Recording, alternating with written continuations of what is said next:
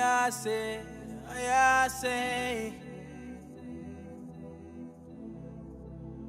no be say. Been a minute since I've been rolling non-stop. Got me praying a lot more, cause everything and anything is all that we got. Yo. These days I've been living and giving it all to God. And then I just get off the radar. Don't wanna talk, I'll see you later. Cause I don't be trusting nobody. No. And that's how I feel. They lie to your face and they tell you it's real. No. Oh Lord, I will say forgive them, no. But they know what they're doing. Time for nothing, they want something. Everybody always calling me and asking me for something. They just fronting and say they want nothing. It don't even matter, fake friends everywhere that I go. Everywhere that I go. Everywhere that I go.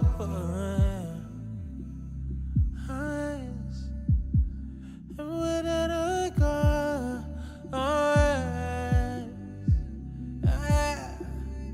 Everywhere that I go. Everywhere that I go.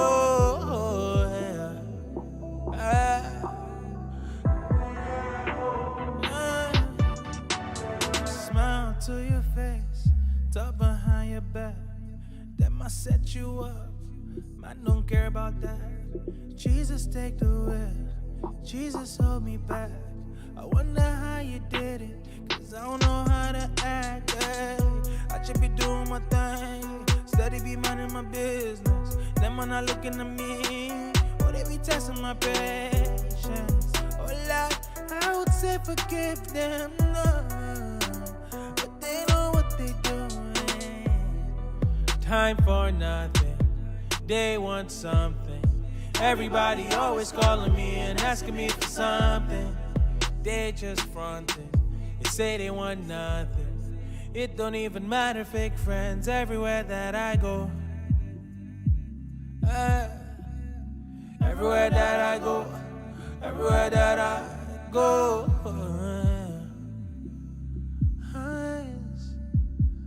Everywhere that I go. Everywhere that I go. Everywhere that I go.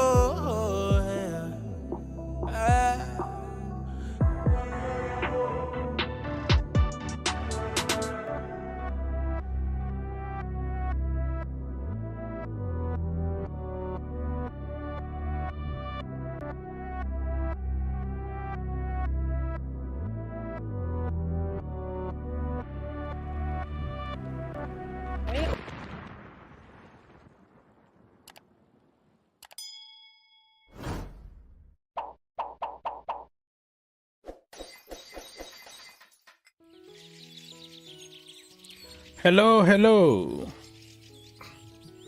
Good morning, good evening, good afternoon, good night, good whatever time it is in your location. Welcome to the stream. Another sudden stream because I have a little bit of time alone. So sudden, no schedule, no nothing, just go live. So if you can help me like the stream so we can have probably 5 people. I'll much appreciate it. Just one click if you want. Some people still in bed, some people are going to bed, some people are going to work. Much appreciate it, people. So thank you so much for stopping by and give me some feedbacks, please. If you can hear me, you can see me. Everything working good your side. That is the most important. Okay, Amati Mr. Sunday said that, hi, I'm in Uganda. It's 5:11 a.m. Wow. 5:11 in the morning. That is a lot of sacrifice. Go back to sleep, bro. Normally when I go live like this all of a sudden, I don't really expect people. It's just like me, myself. checking on Twitter and stuff. So just in case somebody is there or can stop by. Hello, Mr. Atuf. Hey, what's up? Good. Marvis CFC say good morning. Good morning to you. Good morning. Nice to see you here. I can hear you and I can see you. It's nice. All right. So people can see me and can hear me. I'm here. Okay. I like somber. All right. Moses say hello. Okay, so yeah, looks like we have few people. I didn't even expect one. I didn't schedule anything, but yeah, nice to see people stopping by. And we're gonna just check on what's going on in the world of football. From Nigeria, it's 3:17 a.m. Oh wow, Nigeria. Lagos. So what city? Okay, people. So like I said, I am here just to kind of catch up with what's going on.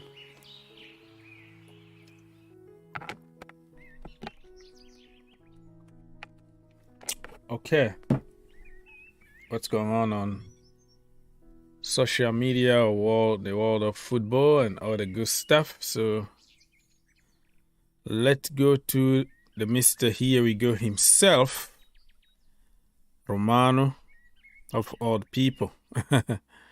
What he's talking about tonight. This guy never went to bed. This is a pin.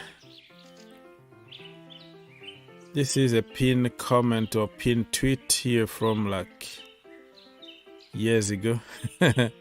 Few days ago when he said about Aubameyang. Usually what he does is he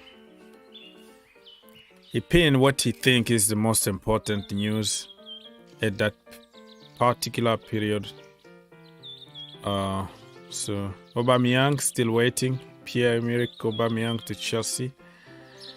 And then we're gonna read some other comment here from Mr. Here We Go himself. Leandro Paredes remain Juventus priority target as new midfielder once Adrien Rabiot will join Manchester United.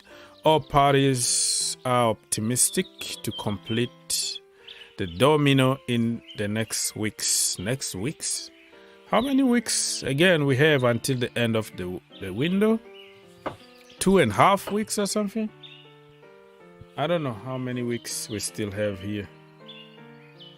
But,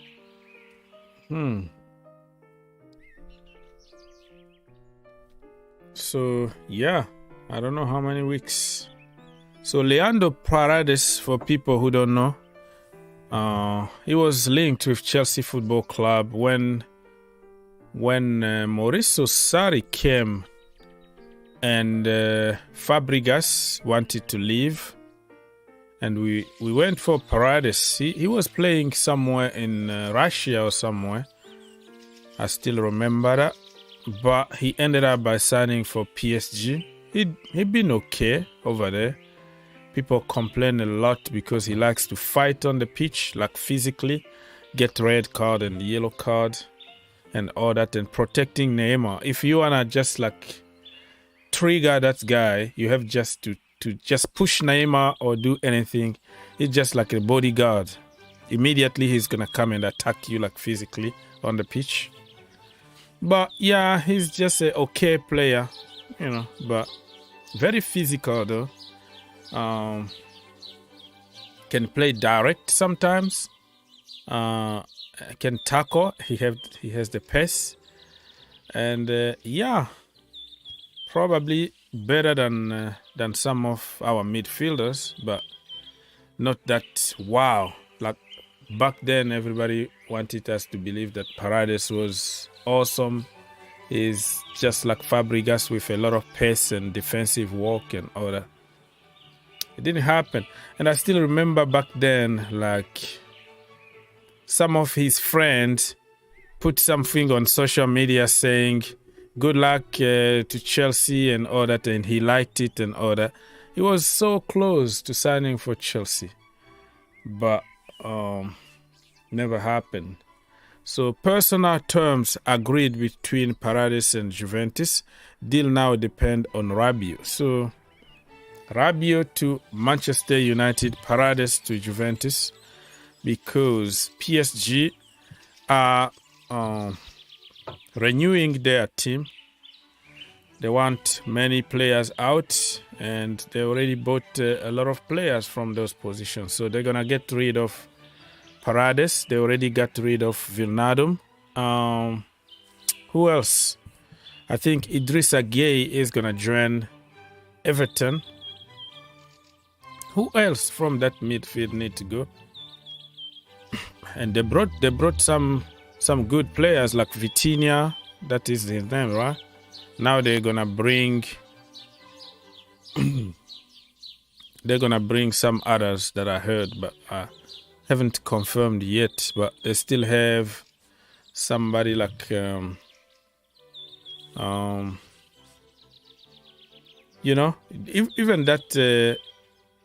that guy that they bought from Leipzig can play in the midfield, right? He can play in many positions. Even Ricardo Pereira, I've seen him playing in the midfield. So Verratti is the master of the midfield at PSG, but he always got injured. He smokes a lot. He got in trouble all the time. Every single game, it looks like he got a yellow card. Got suspended many times during the season. So he's not really somebody to count on for the entire season. Oh, wow. So let me just check on some... if I have some comment here. People, thank you for stopping by, because I didn't really expect anybody. I go live when I have time. I don't schedule anything. I just go live. So algorithm doesn't work that way. And much appreciate the few people that are here. I didn't even expect 5 people. I just wanted to catch up with social media and some sports news. But why not doing it live? So that was the goal. But thank you for your sacrifices, people. Everybody in the chat. Let me go and read some of the comments. Okay, we are linked with Rashford. Yeah, we're going to talk about Rashford. Sunday will be an important day for Chelsea against Tottenham. Yeah, London derby, man. London derby. Marvis is in Lagos. Nice to see you. And we have a Chelsea perspective in the house. Big up to you. Hey, what's up? Yeah, actually, join us every single morning with Chelsea perspective for blue mornings. Today, actually, I wanted to go live, but most of the time when I see him live, I feel like bad. I know it's nothing to feel bad about, but it's just something inside me. And I've been doing this for years anyways. Like when I know somebody and I see him live or doing something, I'm like, maybe they would think that, but this is business. Everybody need to do what they can do on their own time. So for years, I was postponing my shows all the time. I would go for a week. Every time I want to go live, I see somebody, one of the guys that I was pushing. I'm like, no, I can't do this. I can't do that. It's just the way I am. But I know it's not even a problem. And Mr. Dan is in the house. You ready for Chelsea against Tottenham match? Yeah, I mean, you have to beat the best to be the best. On paper, Tottenham are better than us. Everybody knows about it. And that's the way we love it. We like to be in that position of an underdog. I'm just a little worried about our lineup. Today, again, the manager confirmed that he sees Raheem Sterling as a number 9. He didn't even say false 9. He said number 9. And that tells you the last game that we played against Everton, he was in the middle, leading the line. And somebody like Armando Broja from the side. I was like, what are you doing, brother? What are you doing? Like, why we have to complicate everything? And the other day, actually, Raheem Sterling said it clearly. I'm a winger, but I can help if they need me to do something else. That tells you exactly that he's not going to be happy to play as a false 9. But he can just help for a period of time if needed. But it looks like the manager always has his own way of seeing things. It's like, okay, I know, like, okay, I'm good at doing this. You say, no, you're not good at this. This is what I want you to do. Kind of imposing people. So, yeah, it is what it is. We have to play that game. Try to take it out of the way. And then move on. Probably is a good thing for us to test us very, very early in the season. So, I don't know. I'm ready, man. I'm ready.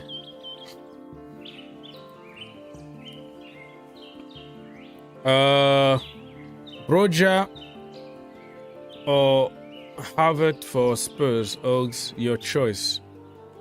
I'll go with Kai Havertz. I'm not going to give up on him just because he's been having some bad time. The pressure, he knows what the pressure is. Winning the Champions League, the Super Cup, the Club World Cup. I think I'm going to go with Havertz to start, but only if we play him from the middle, not from... Oh, we played 2 in front. We played 2 in front. Nothing wrong with that. But if Raheem Sterling need to be in the middle, and then we have a problem. Broja need to learn slowly and surely. Bring him in the team. Do not put him in a game like against Spurs. A kid like him, okay, you lead the line, and then people are gonna get on him on social media when he misses few chances because of the intensity of the game, because of the pressure. And everybody is going to say, oh, I told you so. You know, in the Chelsea community, we like to watch games with I told you so intention. Like, we want to find red flags. Oh, look at this. He was asking for playing time. Now he got playing time. Look at him. Sell him. Buy somebody else. That's what we do at Chelsea Football Club. We don't understand the process. We just want the end product. Immediately, not tomorrow, not what. There's no process at Chelsea. You have just to be 100% today.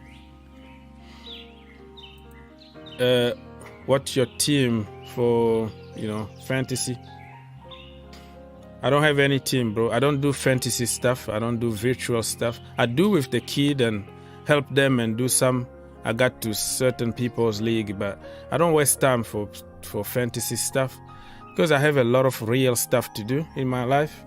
I have work to do 9 hours every single day and even more than that. Bring a lot of work at home, make video, make live streams and many channels to manage. So I don't really have time to like do fantasy stuff. I want to keep it real.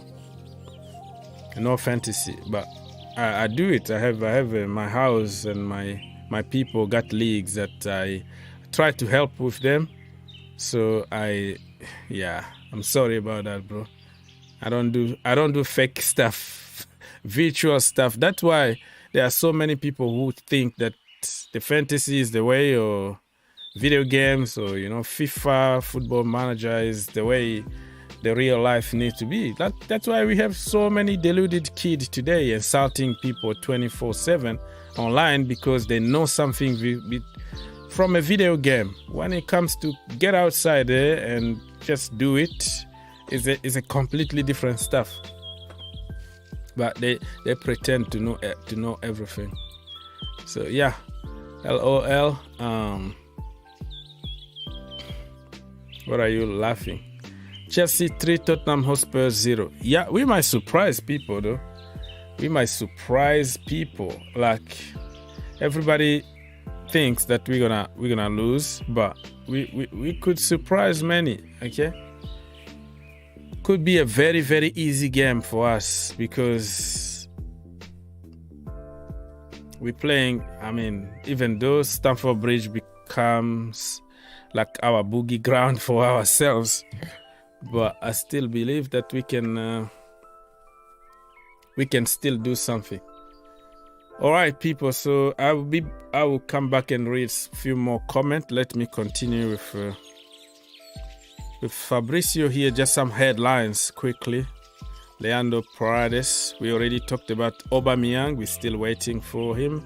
We talked about Leandro Paredes and the domino effect between him and Rabiot to Manchester United. Boubakary Soumare. Remember this guy? A few years back when everybody wanted to sell Kante, sell Jorginho, sell Kova, and this guy was the next coming of Jesus Christ.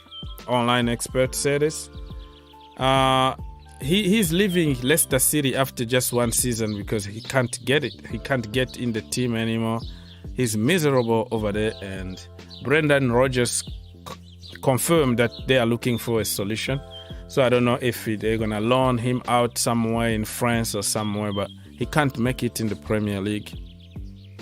One more lesson for us to, you know me, when we miss out on a target, I don't really cry anymore. I don't mourn anymore. I'm like, yeah, okay, we're going to find somebody else. This is one of those examples because of how we hyped the guy. We said, listen, this is the best. Everybody that we have in the team is not the level. Spend whatever money it takes. Whatever money it's gonna take. Just get him at Chelsea Football Club and Mount. Nobody. Ruben out. Everybody out. Go get Boubakary Soumare. Why? Because we watched some highlights on YouTube and all of a sudden we know him better than anybody else. Look at him now. This is a lesson. And especially when a team play against like Liverpool, Klopp, or let's say Manchester City, Pep Guardiola. When a team play against them and at the end of the game, it's always managers try to be nice to the opposition, right? When they start greeting people and like have a word, how are you doing? Or speak a little bit of French, have a laugh, all of a sudden, all the headlines are going to be Guardiola rate such and such player. He's awesome. Guardiola always rated this, or Klopp appreciate this and that.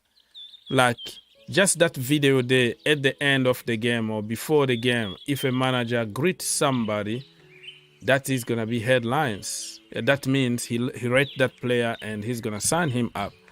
So you will find a lot of like narratives about people like him or Usam Awar, when they beat, I think Manchester City, they eliminated them from the Champions League, and everybody was like, oh, look at Pep Guardiola talking to Usam Awar. Usam Awar is the best in the world. Like, who told you so? How do you know what they were discussing about?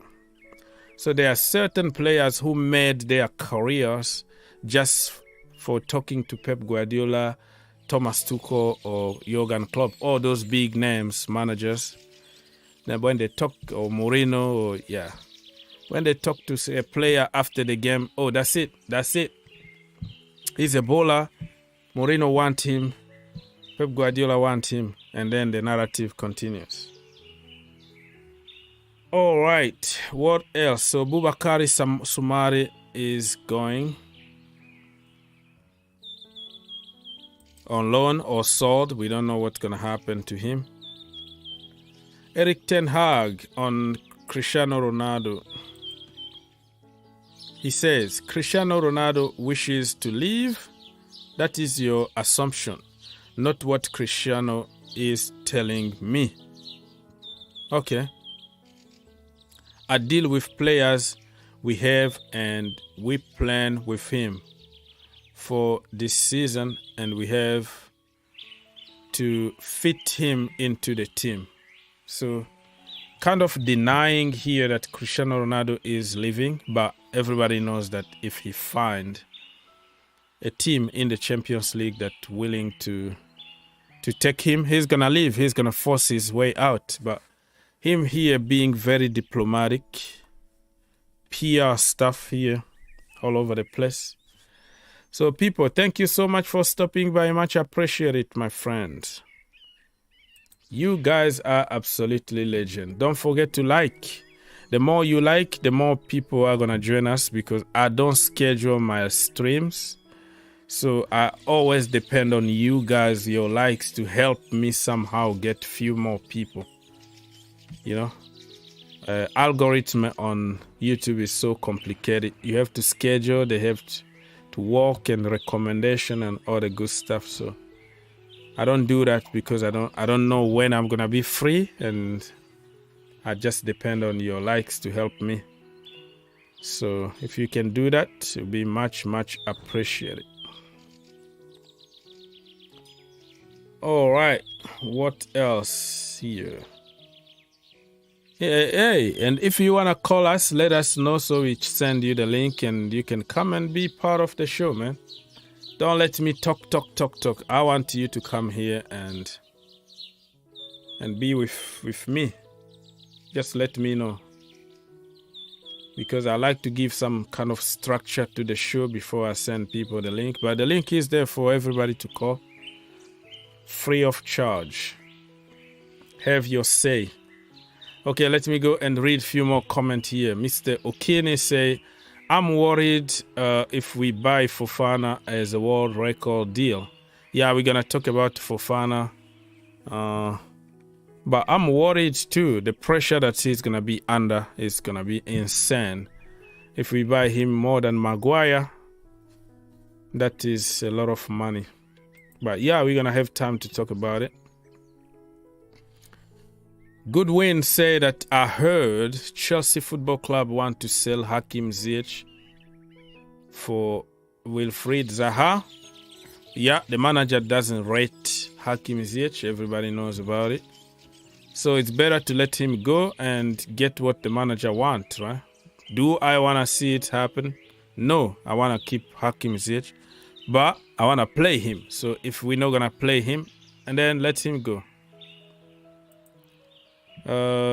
Harvard will show up on Sunday. Yeah, hopefully Mr. Finals himself, Kai Harvard, can show up on Sunday against Tottenham Hotspurs. I heard Sumare supposed to be the next Kante. Yeah, he was the next Kante. Kante is aging. Kante such. He's not good enough. Injury prone. Get rid of him. You know how social media would go and hype somebody just because of compilation video on YouTube. So, okay, Hakim Ziyech is far better than Wilfried Zaha in terms of finishing, dribbling, and take-ons. Not sure about that. They are not the same kind of players, though. I mean, they can complement each other. Hakim Ziyech is completely different players. He doesn't dribble often. He just cut inside and cross. But awesome crosses that if you are intelligent enough, you have some good movement in front, you can take advantage of Hakim Ziyech magic. Zaha is very tricky, dribbling, very physical, pace, and all that. So depending on what how you see football. But for me, I'm not gonna compare them because they are not the same players. They are amazing for me. I would take them, both of them, at Chelsea Football Club. Hakim Ziyech being the victim of the system and the position and the lack of playing time. He wasted almost 2 years of his career because you don't learn from the bench. You don't learn from training. You have to practice. You have to actually play real games. But yeah, I respect your opinion, but I don't want to compare players who are not comparable. They are completely different players, in my opinion.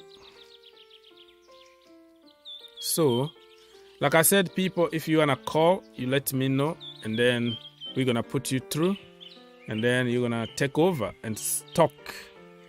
So, in the meantime, when I am waiting for you to talk, I am going actually to double check on what's going to happen tomorrow or today in your country. The Premier League is going to start in few hours from now, depending on your location. So let me see what I can do.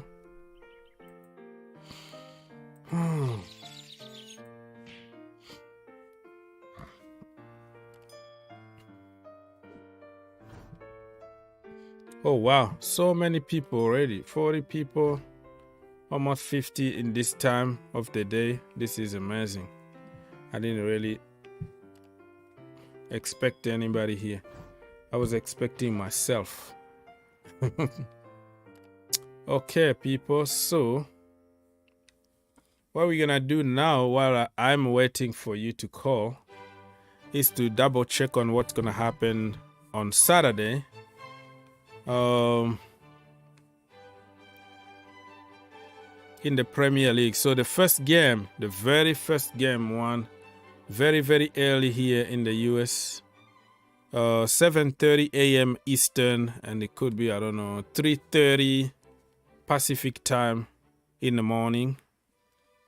It's gonna be Aston Villa against Everton. That game is special for many reasons. Frank Lampard, Stevie G. So you don't need any motivation about that game. It's always a fight between the two. Always comparison. And you're not going to convince everybody. People got opinions, right? So we're not going to focus on who is better. We're going to focus on what's going to happen. What could happen. I'm telling you, those two teams are amazing. Not amazing, but two managers that been amazing in their career. Villa got a great team, to be honest. Before even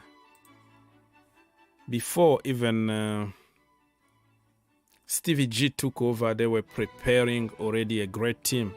And then when they sold Grealish, they invested money on great players. So look at this.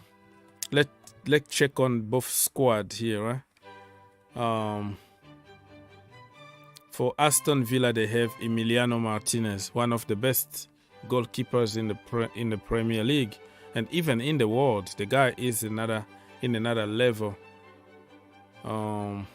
Jed Steer, Robin Olsen.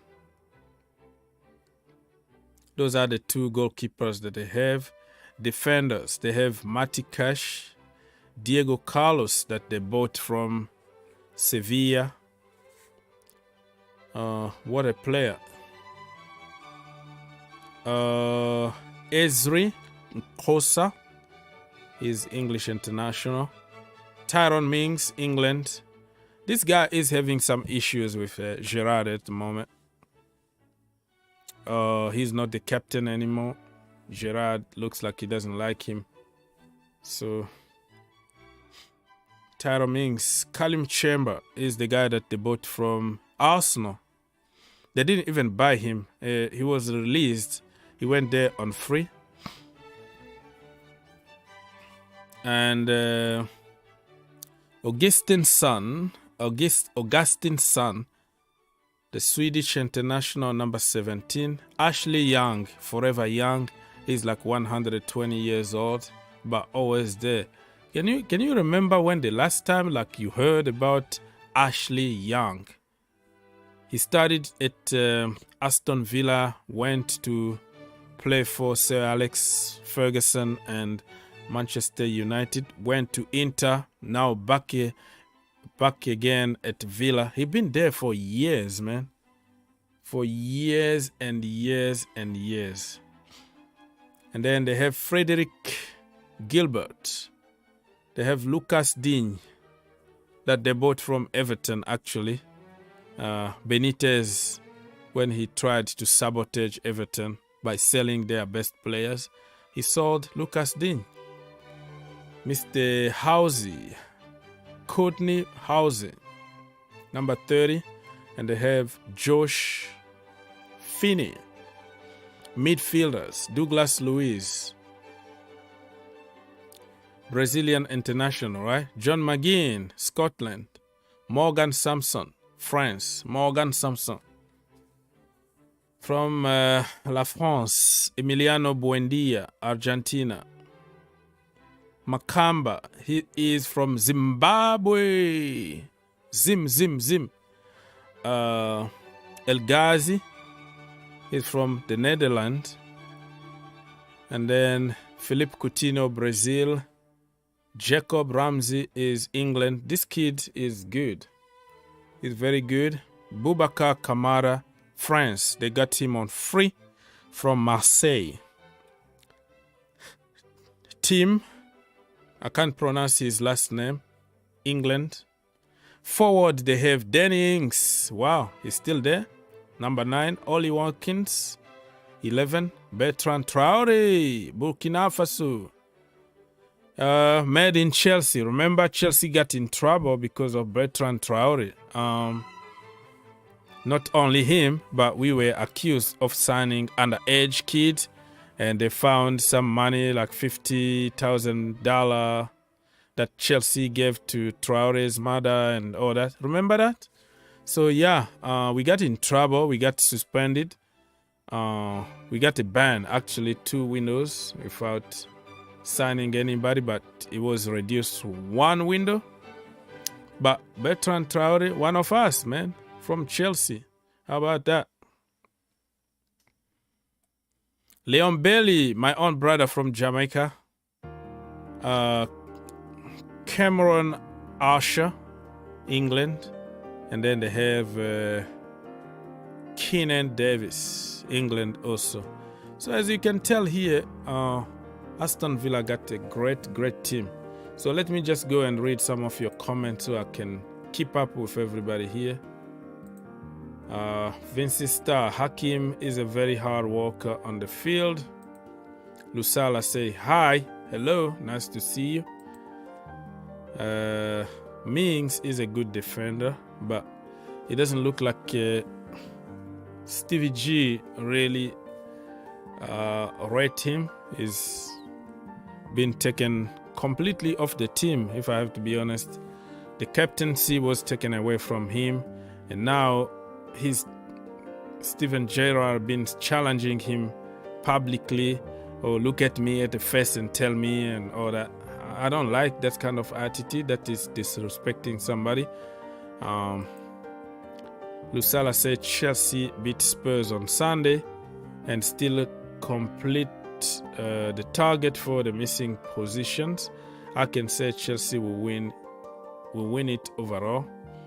It means nothing. You can win 3 games at the beginning, or somebody can lose 3 first game, just like Arsenal last season, and still finish in a good position. It means nothing. It's just the beginning, bro. It's just the beginning. Anything can still happen. So I am not gonna buy into your idea.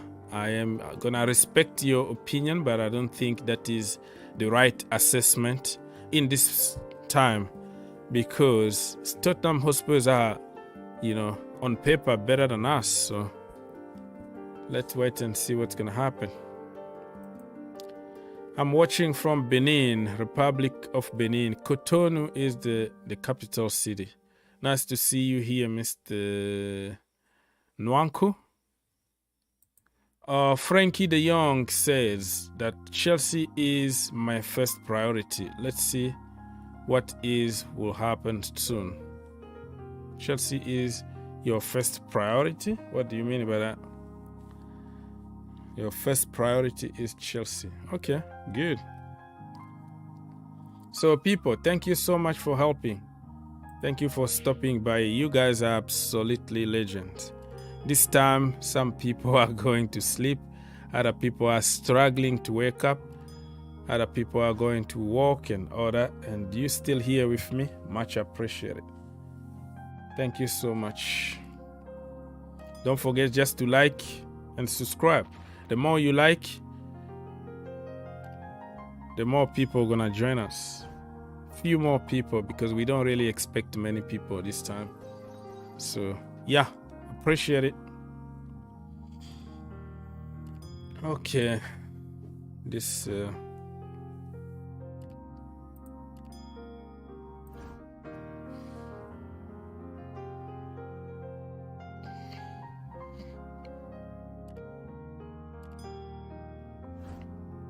Mr. Apar Gintens, why are you putting skulls on your comment? I don't know what that even means. Are you trying to scare people here or something? Are you Steve Austin? Coldstone. Chelsea can spend up to 400 million. Pressure will be on Thomas Tuchel if this happened. Okay.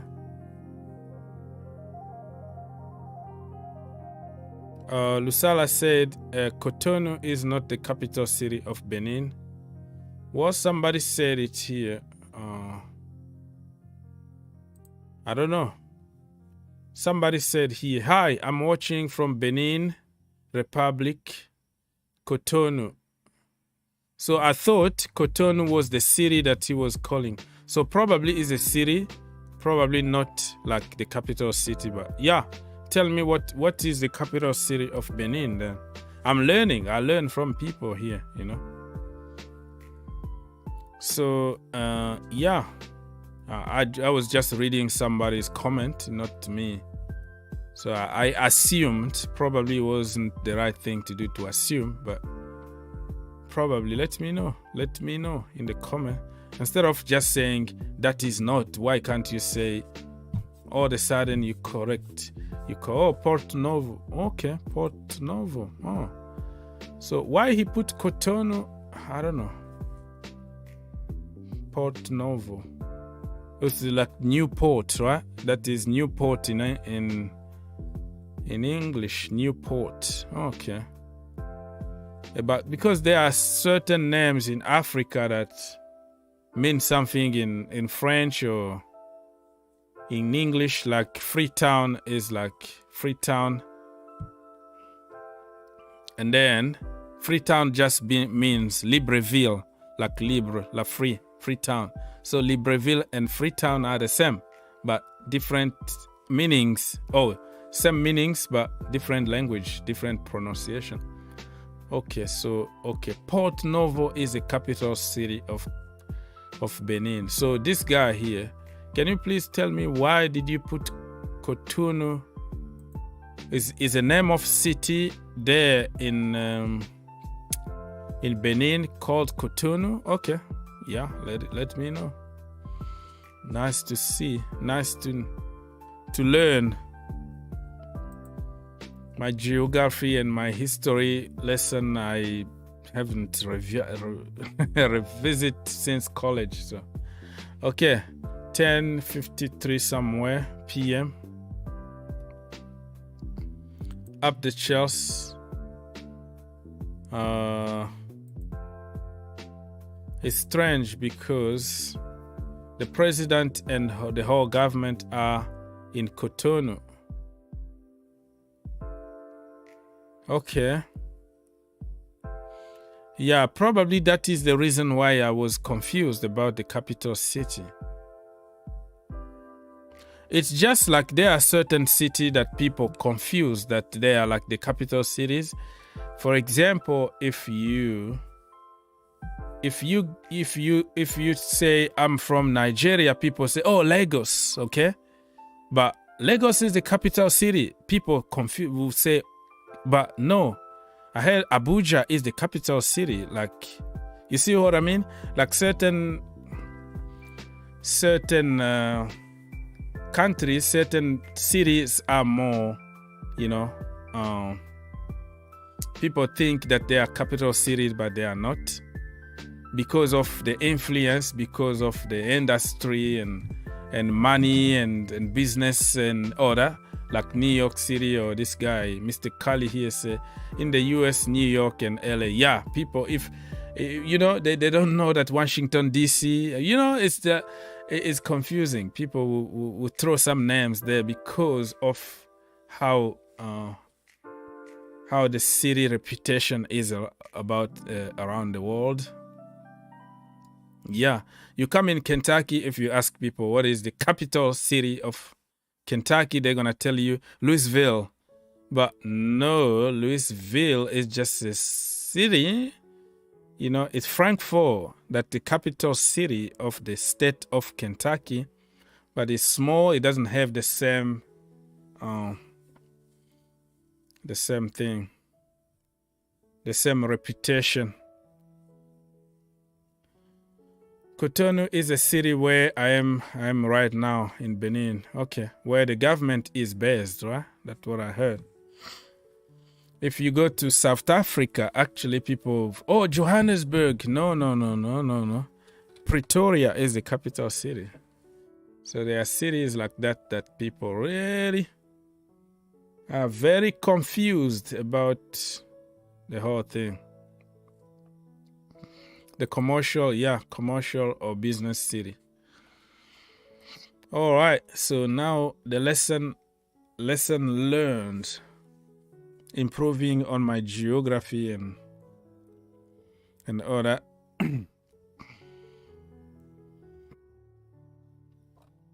Okay, so we already discussed about the team, Aston Villa team.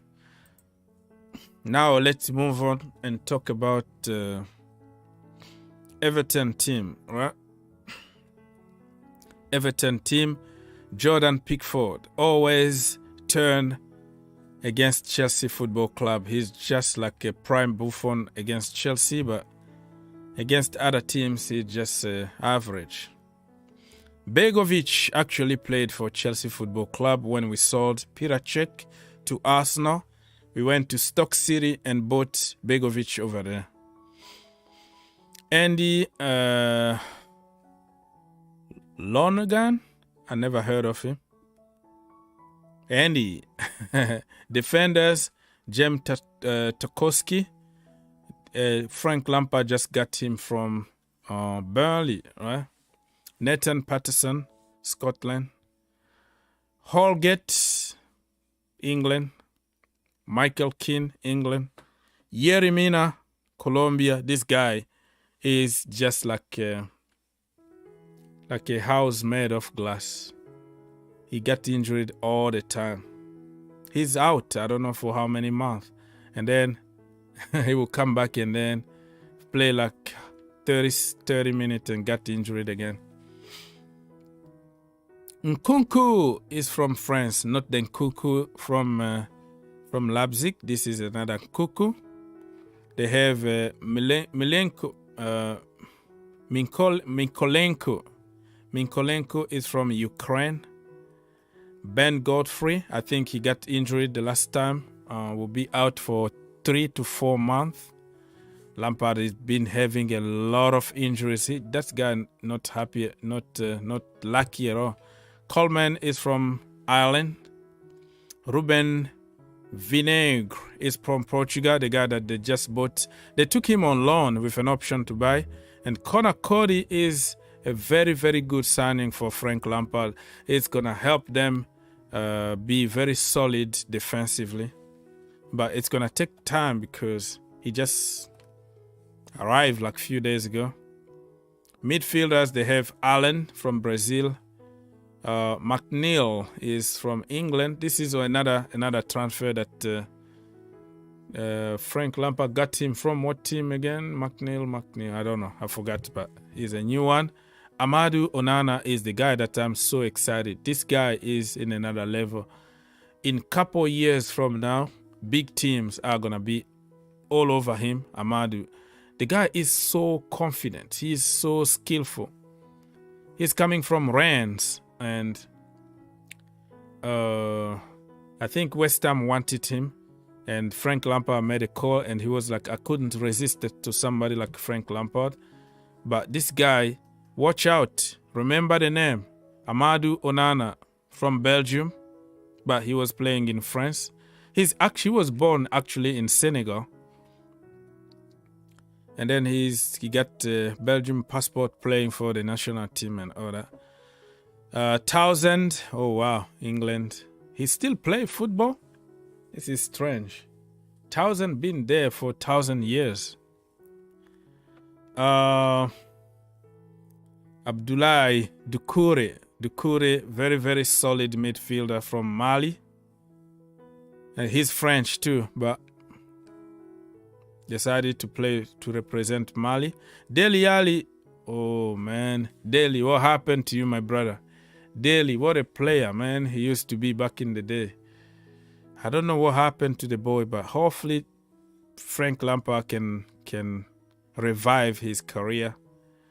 Gomes, Andre Gomes, Portugal. He had a very bad injury like few years ago. Son made a challenge.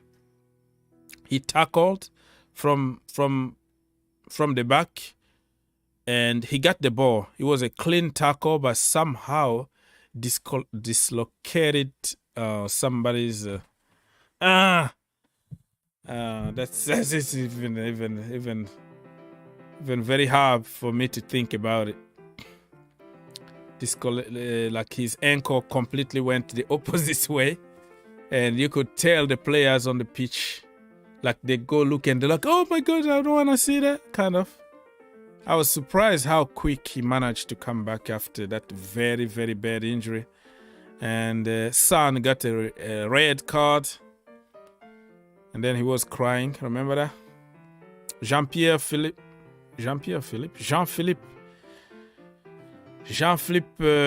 Gamin is from Côte d'Ivoire. Didier Drogba's brother. Tom Davis, England. And they have Lewis Harrington, England. Stanley Miles is England international in the youth level. I think so, if I'm not mistaken. And then forward, they have Dominic actually is injured at the moment. That's why I said Lampard is not lucky. They sold Richarlison, and now they don't even have anybody to lead the line. Dominic is out. He got injured often, so they need to find another solid number 9 from somewhere. Anthony Gordon is the Mason Mount of Everton, through and through. And Frank Lampard really loved the kid. He gave him number 10 shirt this season. He's been talking all the good stuff about this Gordon guy. Awesome, because Lampard really trusts youth. He's very, very good with youth. Okay, Gray, the Maori Gray is... What are we doing here?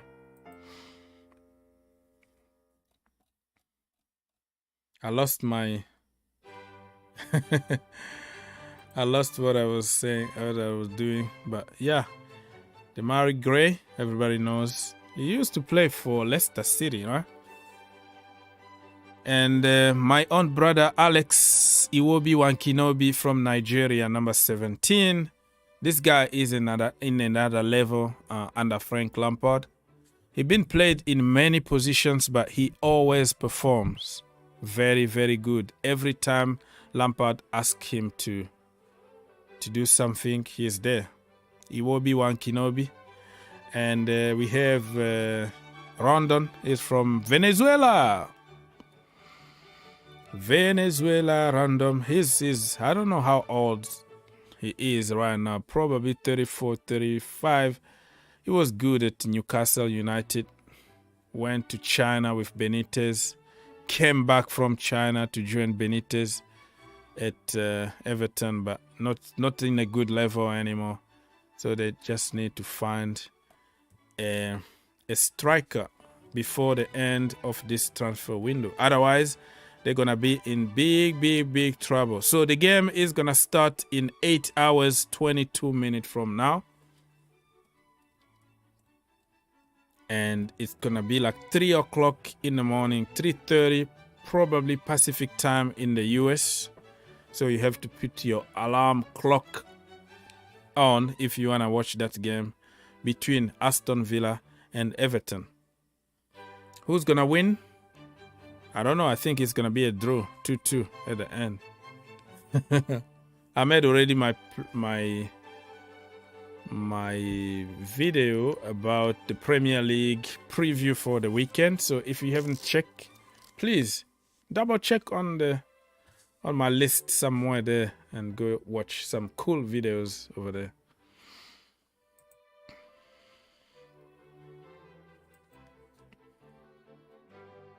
McNeil from Burnley again. Yeah, so they got two players from Burnley, right? Because they got Tokoski and then McNeil.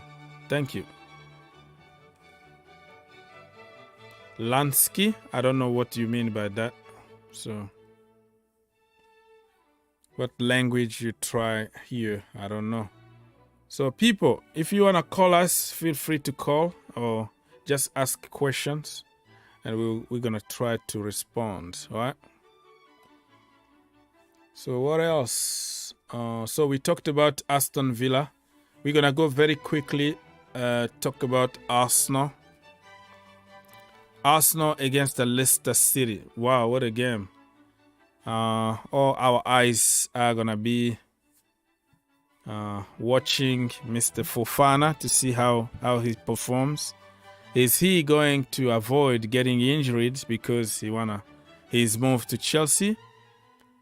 We don't know. We don't know how he's going to be. So Arsenal and Leicester City at the Emirates Stadium. Arsenal are flying right now. Everything they touch is turned to gold. And look at the statistics here. In the last 5 games, Arsenal 2, Leicester City 0. Leicester City 0, Arsenal 2. Leicester 1, Arsenal 3. Arsenal 0, Leicester 1. Arsenal 1, Leicester City 1. So as you can tell, Arsenal been dominating them. Only one time that they lost at home at the Emirates Stadium actually, but other times they just drew one time and 3 other times were Arsenal, and this time they are even better. So it's gonna be very interesting one. Brendan Rodgers is suffering with a lot of issues in the team. Boubakary Soumare actually they have to sell him. He's not doing good, or loan him out. Fofana wanna go. They lost Schmeichel, the goalkeeper.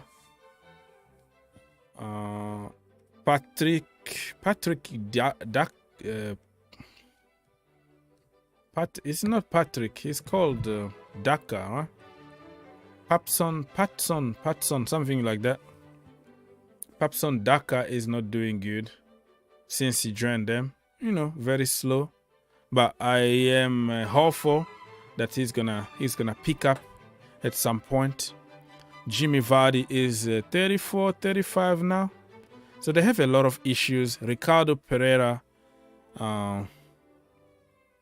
just got another injury, a very bad injury.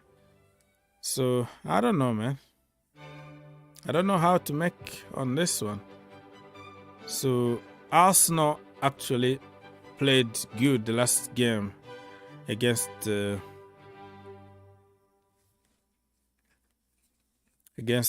Crystal Palace. They won away 2-0. 1 goal from Martinelli and another own goal from Gueye. So Arsenal are not playing games.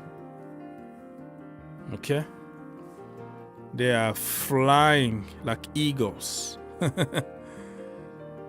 Look at that comical goal from from Goy, the captain. Gabriel Jesus need to score in the Premier League. Do you think this is going to be the day that Gabriel Jesus is going to score his first goal in the Premier League? Let us know. Gabriel Martinelli, what a player, man. So Arsenal got a very good team, very young, mixed with some experience. Thomas Partey is there. So it's going to be very interesting to see what's going to happen. They still have Eddie Nketiah, the legend himself. Well, I think Leicester City are going to give them a very good game of football. People, why are you so quiet, man? Let me know what is your score prediction between Arsenal and Leicester City. Let me know. What do you think about the game? And actually, let me double check here.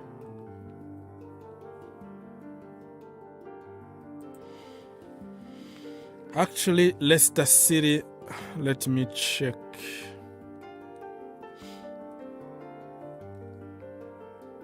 They drew. Yeah, they drew 2-2 at home against Brentford.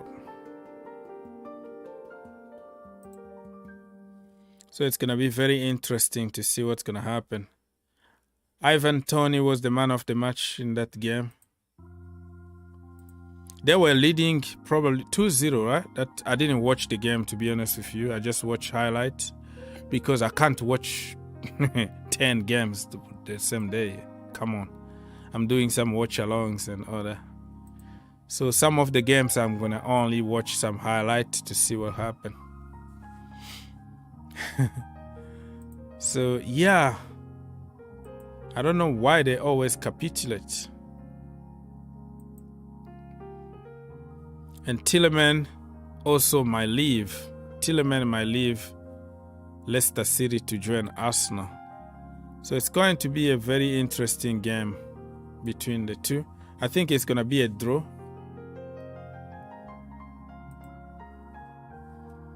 A draw for that game between Arsenal and Leicester City. Let me read some comments if there is any.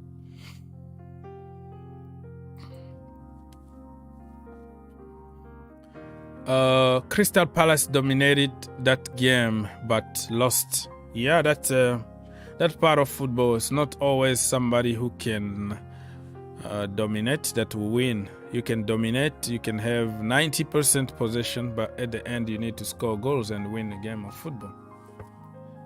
Leicester City winning, according to Isaac, 1-0 to Leicester City. Lusala said that Arsenal against Leicester City 2-2 at the end. Leicester City 2, Arsenal 1, according to Mr. Vinci Star.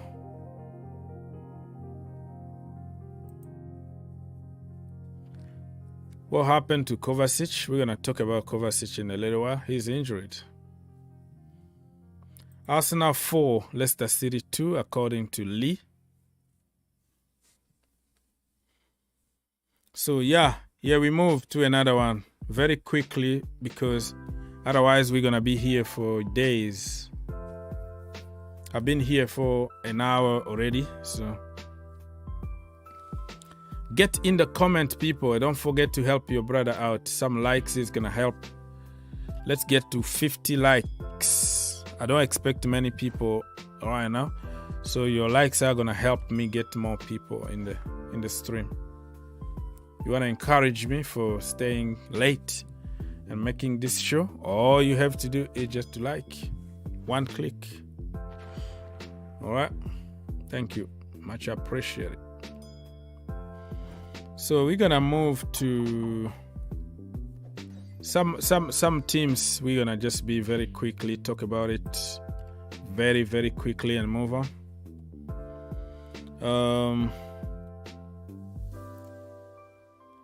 Which one? Yeah, this is the one that I wanted to.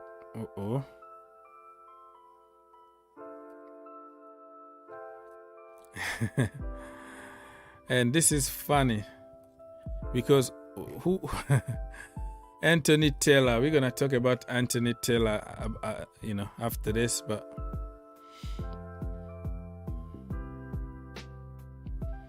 so Brighton against Newcastle United. This one is gonna be a tough game. Brighton are a very good team, even though they lost one of their best players in Cucurella, and I think they lost another player and another academy player and another one and another one. They keep on losing players and getting even better and better. So, and Newcastle, we all know that they are very solid at the moment under Eddie Howe. So in the last few games, like 5 games, Newcastle 2, Brighton 1, Brighton 1, Newcastle 1, Brighton 3, Newcastle 0, Newcastle 0, Brighton 3, Brighton 0, Newcastle 0. So it tells you that Brighton been on top.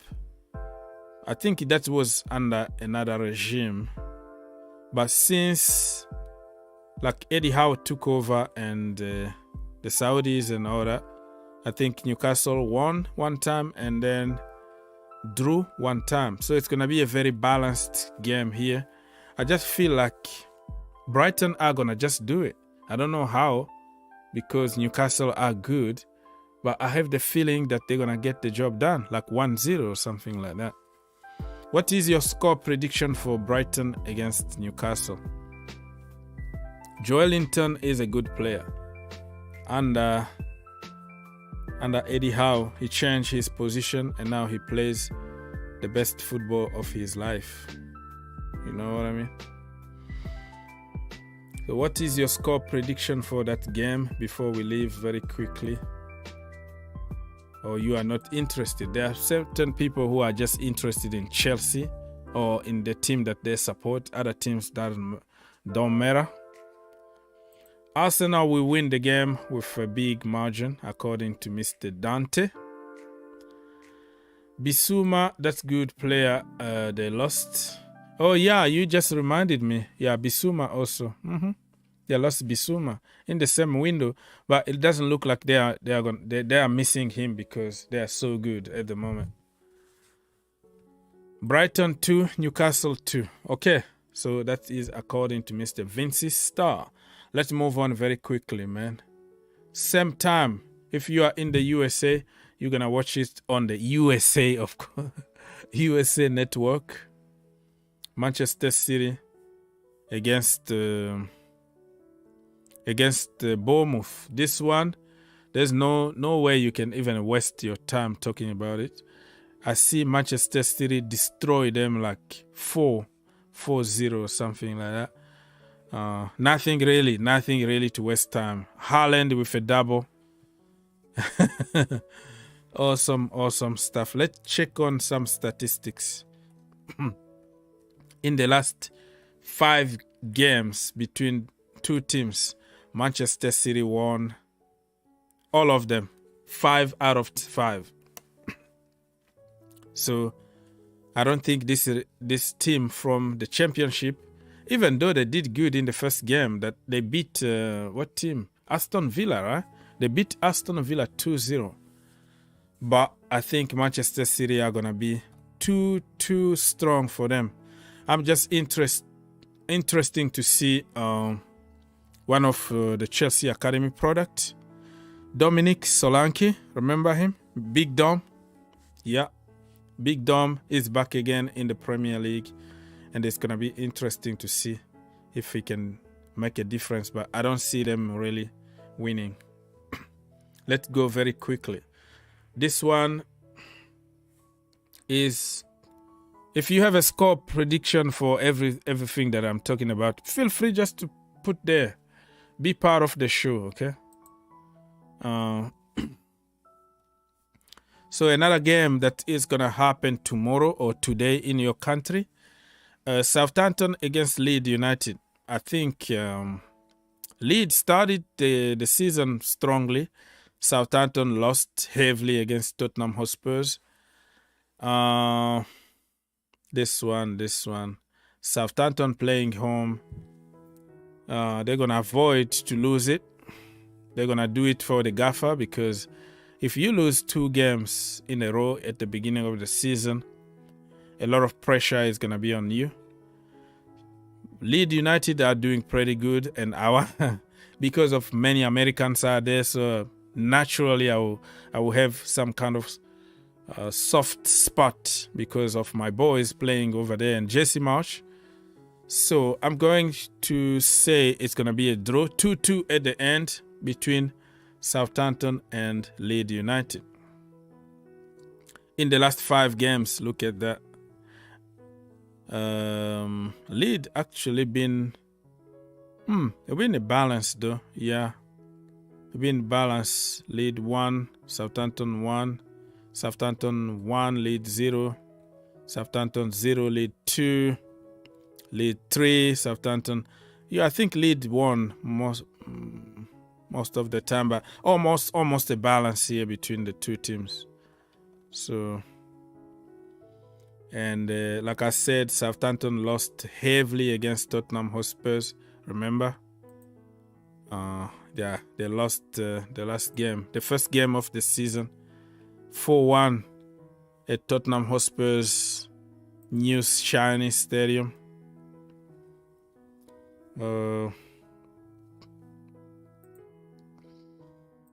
Yeah. So Tottenham are not kidding right now. They are punishing teams for fun. Antonio Conte on fire. So, yeah.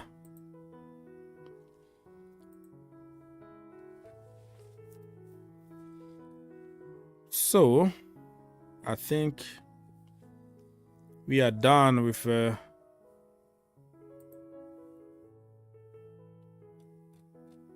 that game between Southampton and Leeds United. If you feel like giving me your score prediction on this one, feel free to do so.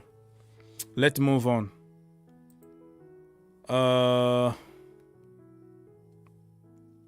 Let's see. Wolves against Fulham. Interesting.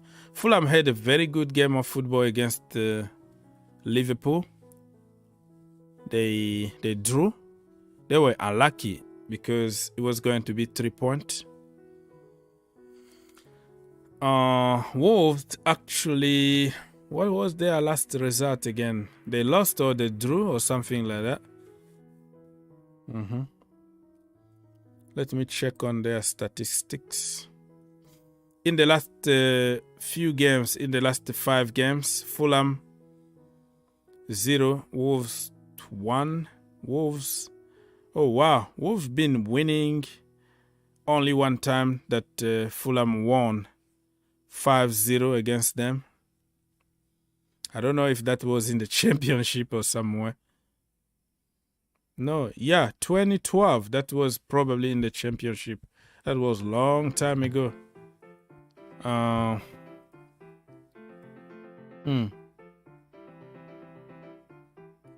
Very, very interesting. Yeah, so yeah, I think they lost the last game. Wolves, they lost the last game.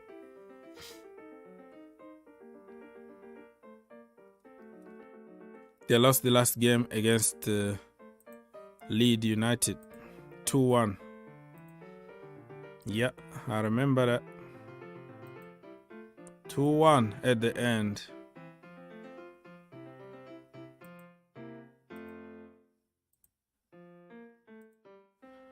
Okay, so in this one, I would say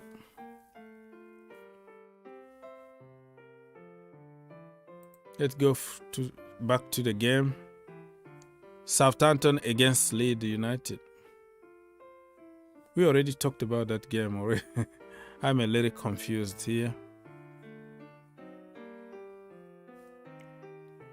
Let me go. I don't know where to click. This is the game. Yeah, here we go. This is the game. So let's move very quickly here. I think this game is gonna be a draw, 1-1 between Fulham and Wolves. I'm not gonna waste more time here, people, because we have to talk about the last game of Saturday, and then tomorrow, if I have another night show or some other time, we can talk about Sunday and Monday, because it's gonna be a very, very long show. Brentford against Manchester United. That one is gonna be very, very tough. United need to win to build some kind of momentum. If they lose the second game, the pressure is gonna be on. Let's see. For the last, well, they haven't even, for the last couple games, because they don't have any history between the two clubs. So Manchester United won 3-0 against Brentford, and then they won. Okay, so both times they always win against Brentford. Wow. Which is surprising, because last season Brentford were so good. They were so good. So Manchester United, I can feel that they might lose this game again, 2-1 to Brentford. Cristiano Ronaldo is gonna be back. Ronaldo is gonna be back, people, leading the line, because Anthony Martial is out with an injury, and they can't find anybody right now. Rashford been linked with PSG and all that. So I don't know, man. I feel like United are gonna lose it, but it's gonna be a tough game. They know if they don't win tomorrow, it's gonna be they're gonna have a lot of pressure. So for me, it's gonna be 2-1. How about yourself? Look at the last game. They lost at home, actually, at Old Trafford. Pascal Gross completely destroyed them. They couldn't even score a goal. They needed a defender. They needed an own goal. Okay, so they couldn't even score. So, yeah. Graham Potter is a very, very good manager, to be honest with you. Harry Maguire, captain, legend, leader. That guy is funny. Jadon Sancho need to wake up, and wake up, Jadon. Wake up. All right, people. So I don't know, man. This is going to be very, very difficult. Eriksen going back to his former club, the club that gave him an opportunity to come back to professional football after that very, very unfortunate incident. Yeah, so he's going back to Brentford in London, and let's wait and see what the reception is gonna be. Interesting, right? Interesting stuff.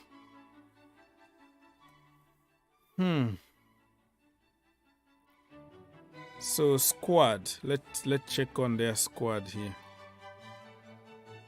David De Gea, Tom Heaton, Lindelof, Eric Bailly, Phil Jones. He's still there. Phil Jones don't want to move, really. He's getting paid for not playing football. He's still there. Look at that.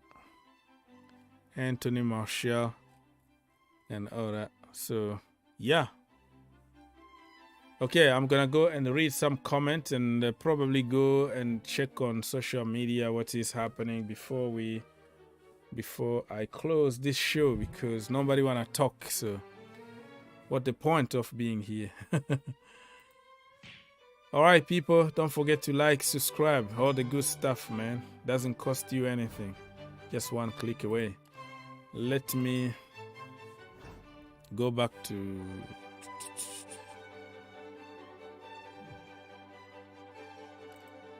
reading some of your comments here. Only Mr. Vinci Star been here. Not going to be an easy for Manchester City. Yeah, I don't know about that, but I think it's going to be an easy game for Manchester City. The way I see it, that is just my opinion, you know.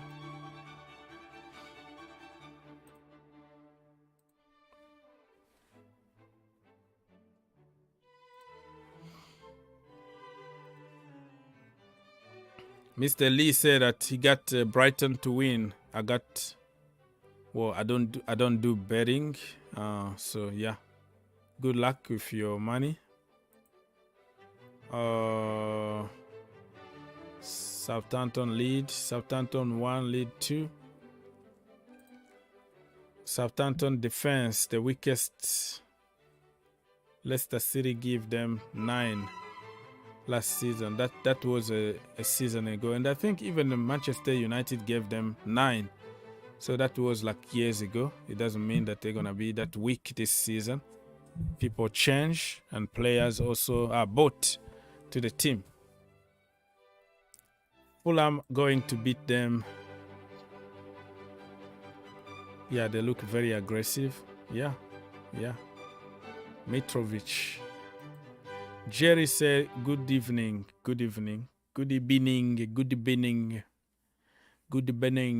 All right.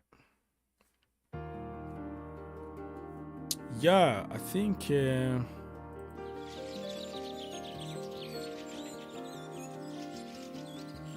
we're done with this thing here. Let me see what I can do.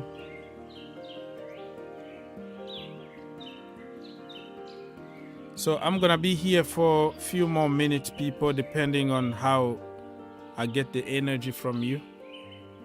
If you can help me get 50 likes, I would much appreciate it.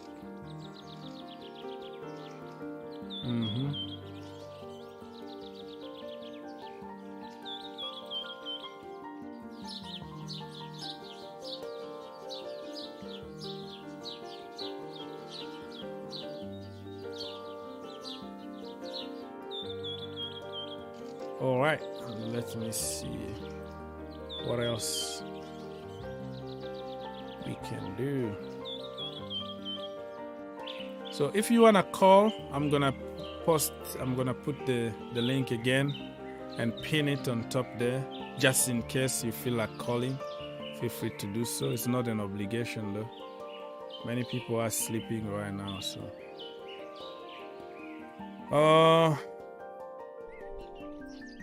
from India, it's 9 a.m. Wow, Mr. Neva from India. Thank you for stopping by, my friend.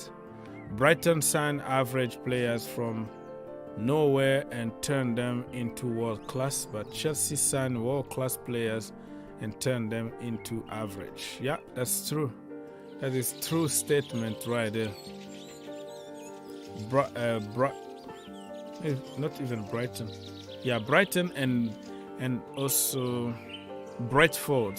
They are very, very good in scouting. They have some very good computer systems that allow them to go to players that really they need and they're gonna use. They're not gonna buy somebody for 10 million and let him sit on the bench. Only at Chelsea that you can have like 100 million player on the bench and make him average, the way they say here. But yeah, if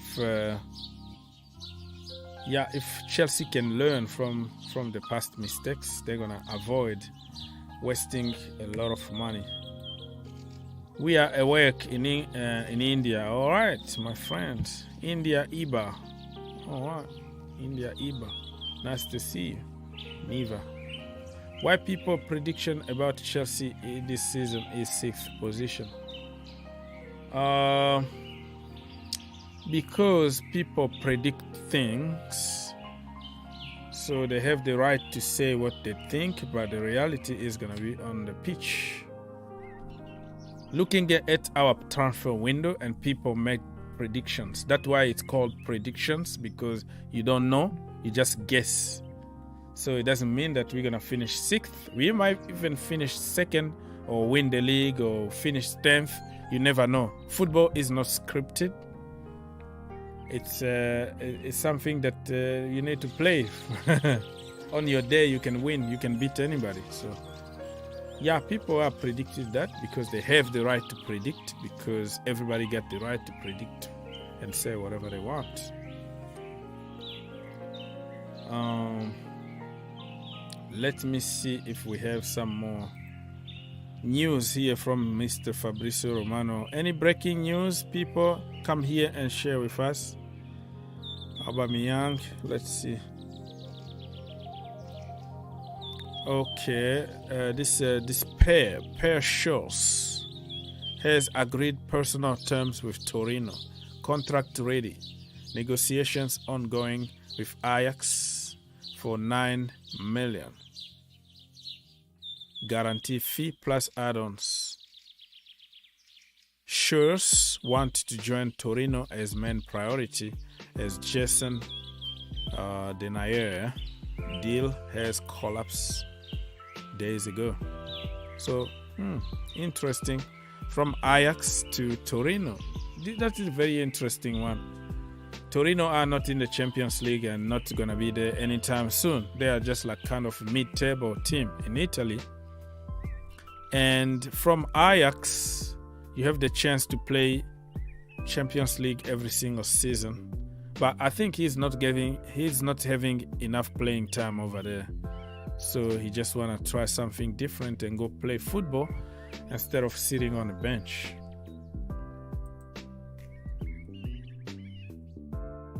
We already talked about Leandro Paredes and some other news. So interesting to see, man. Let me see. People, don't forget that you have the link there on top of the chat. In case you want to call, feel free to do so. I'm still here for a few more minutes. Reading some of your comment and see what is happening. Sometimes guys who get less money play the game more with their heart. The guy that get a lot of money start relaxing most of the time. Yeah, it's a fair point. It's a fair point, but in football, no matter how big or small your money is, you're still gonna continue to take private jet. So small money in football, it just means how much? 50k a week, 10k, still a lot of money though. But money, there is money and money, just like millionaire, billionaire, multi-billionaire, multi-millionaire and all that. So I don't think money is an issue here. It's about, just do your job properly. I don't think they're gonna ask for charity to help them. They still got tons and tons of money, but it's level of money. We can win the league according to Mr. Vinci Star. I heard Barcelona has registered all the new signings except Jules Koundé. That's what I heard too. But they're gonna find money from somewhere to cover. Don't worry about it. They're gonna print money from somewhere. This is Barcelona we're talking about here, right?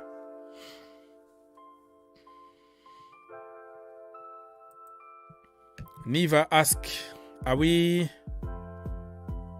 still going to get a sharp striker before the window shut down? That's what you mean?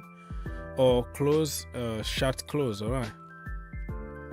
Yes, Mr. Iba from India.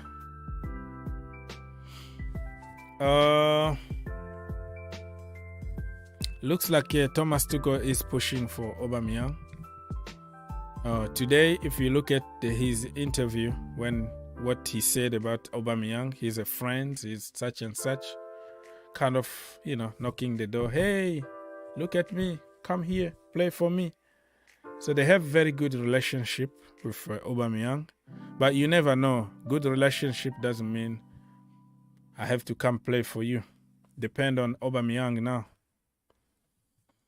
So if Oba doesn't come, we don't know who we're going to get. Ronaldo, Depay, I don't know, man. Still hanging there. But Thomas Tuchel clearly said that we still need a centre-back. A tall centre-back. He even mentioned you need to be tall because he gave an example of Azpilicueta's size and other people's size in the defense. So looking for somebody taller in the defense. And then an attacker. He said that, you never know. Doors are not closed. So, yeah, we might get Aubameyang or Depay or somebody else. Ronaldo the last minute. Never say never. In football. So, yeah, nothing here from Mr. So let's go and search a little bit on, let's say Fofana, huh?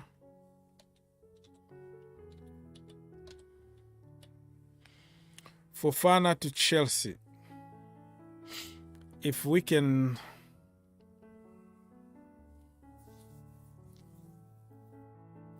So, Leicester City apparently are open to selling him.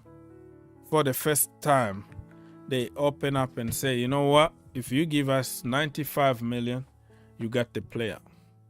Let me know in the comment section down below. Do you think this is a fair price for a 21 years old that just got a broken leg last season? Why are we paying that kind of money? And Tomori went for 25 million.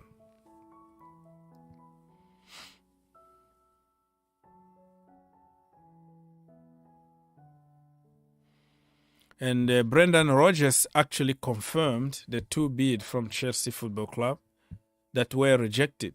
But according to many sources after that, it looks like Leicester City are opening the door for 95 million bid to be submitted, and they're going to take it. I don't have a good feeling about this kind of money for a 21 years old kid. Need some water.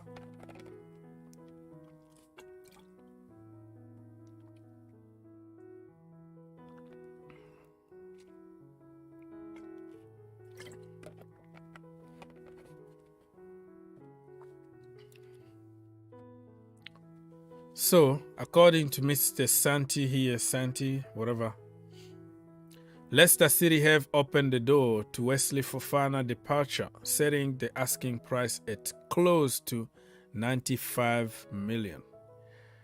There is an agreement between the player and Chelsea, which Leicester are looking at replacement already. So, man, imagine if Wesley Fofana signed for that kind of money and he doesn't do good at Chelsea Football Club. Everybody's going to get on him. I don't know, man. I don't know. I strongly believe in no-name people, like no brand. Go there, find a solid defender in the Premier League or somewhere, while you are waiting for your world class, some other opportunities. Now we look so desperate. If we pay them this kind of money, they go on the market, they're going to find even a better defender from France, from somewhere. That is the danger. That's what they did with Harry Maguire. 90 million. They went there, get Soyuncu. So very, very cheap. And the rest is history. So with this kind of money, you can build an entire team really in the Premier League. 95 million. Okay, if you know how to do your thing, right? That is a good budget there. You go there, spend 10 million here, 9 million there, 15 million there. You got a great team already. I don't know. I'm not sure about the price. The end of the day, if the manager wants him, he's going to get what he wants. And Thomas Tuchel or every manager is just like fans. They want to win. Fans don't really care about the money we spend if that player is going to perform in the top level. They don't really care. Spend whatever it takes. And for managers, they don't care. First of all, they are getting paid crazy amount of money. They are multimillionaires. They don't care because they just care about their CVs. Just buy whatever, spend whatever money you want. Buy me players and I'm going to win games. But owners would think about business and where the money is coming from. I have to pay you and I have to pay that player also a lot of money. So Chelsea fans, they don't care about the price tag except if you are English or you are from the academy. And that is the only time that we complain about the money. But everybody else from other leagues or other academy, they are ballers. Pay whatever it takes. So 95 million, if you ask Chelsea fans, would you spend that kind of money on a 21 years old that been suffering with a lot of injuries before even the broken leg?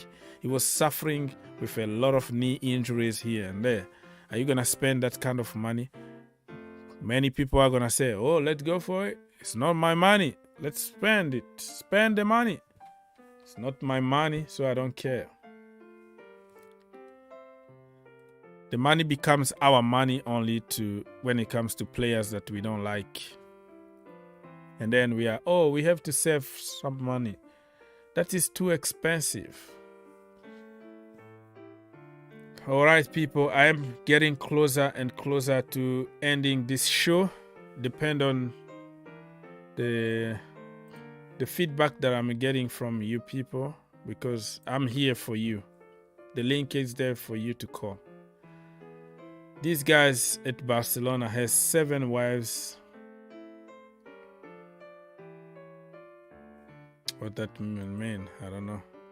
How can Will win Tottenham because they only managed to win at Stamford Bridge 1 in 32 games at the bridge? It means nothing. Means nothing. On your day you can beat anybody at Stamford, or we can get beaten at Stamford Bridge. That means nothing. This season, with the team that Antonio Conte is putting in place, it's scary.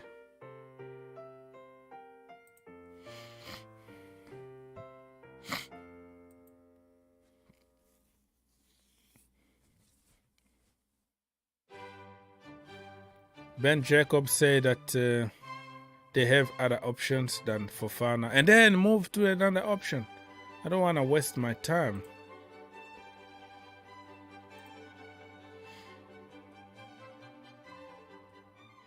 If you are looking for a long-term option, okay, Leicester City are making it impossible for you to go get your option that you have now, and then when you have time, maybe January or next season, you can negotiate a good price.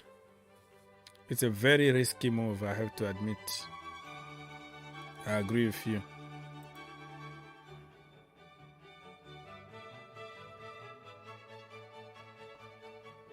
You don't really like the idea, but we are desperate. Desperate of what? We are not desperate. We have to calm down. Because every time you panic by somebody, we end up by having 100,000 problems in hand. So you better be careful than sorry. That is a very, very, very, very, very big risk to take. You know? Nobody is putting the gun on you right now. Just leave him alone. Okay? It was the same with Koundé last season. We couldn't even pay 60 million to get him. But now we're going to spend like 95 million on a kid like Fofana. Come on, man. Come on. It's a little too much in my opinion.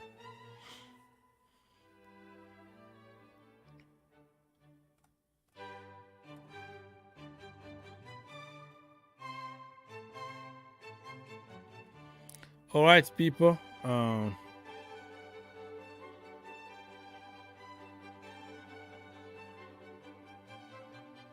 Leicester City want the money. They're going to accept the next offer. Well, that offer, that money is going to help them to get even stronger and get better defenders. I'm just not too sure about the money.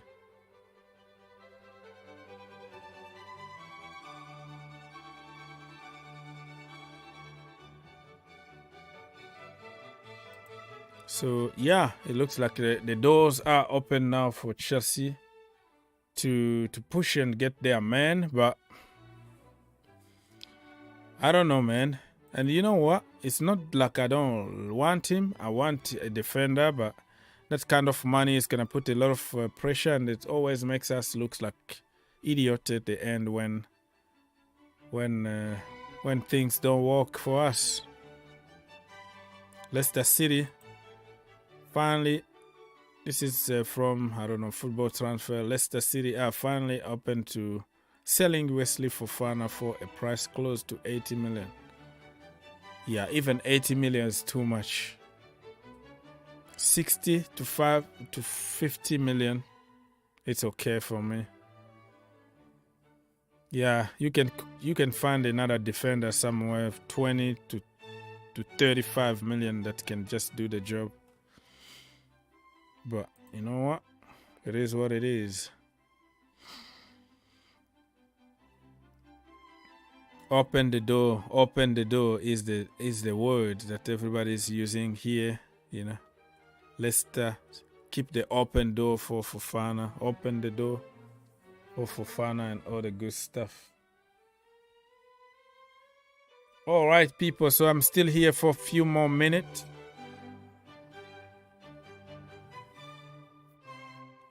If you want to help your brother out, like, subscribe, share, all the good stuff, you know. One click. If you can bless me with 50 likes, it doesn't hurt anybody.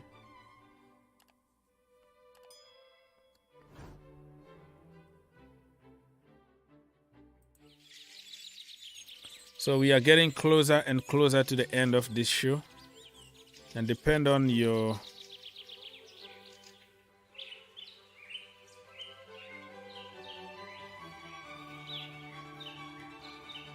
You know, let me just read some more comment here.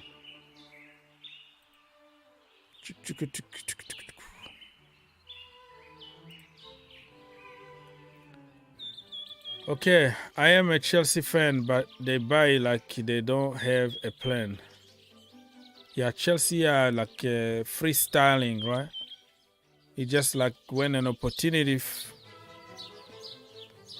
presents itself there, okay, let's go. Let's spend the money. Spend the money.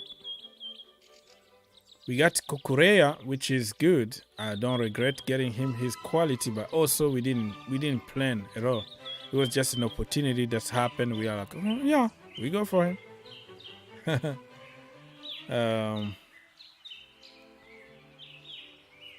We try always to hijack some other people's deals.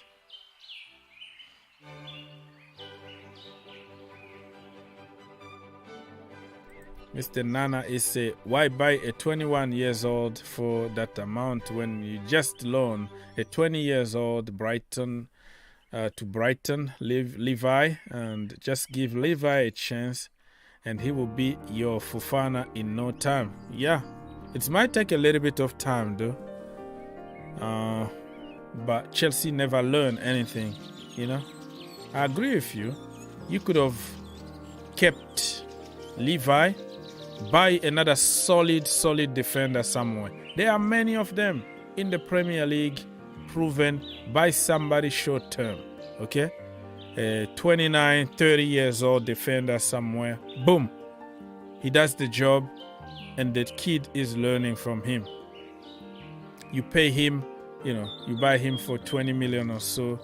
He's going to be on low salary and all that. So that is low risk right now. Go to France, go somewhere, find me somebody very solid defender. Get him in the team. Coach him. He's going to help us. There's no guarantee at all that this guy here, Fofana, is the guy. He's gonna do it. There's no guarantee in football, my friend.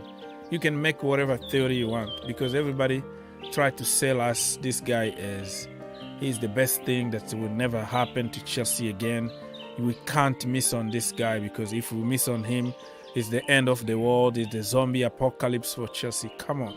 This is what people said about the elite. This is what people said about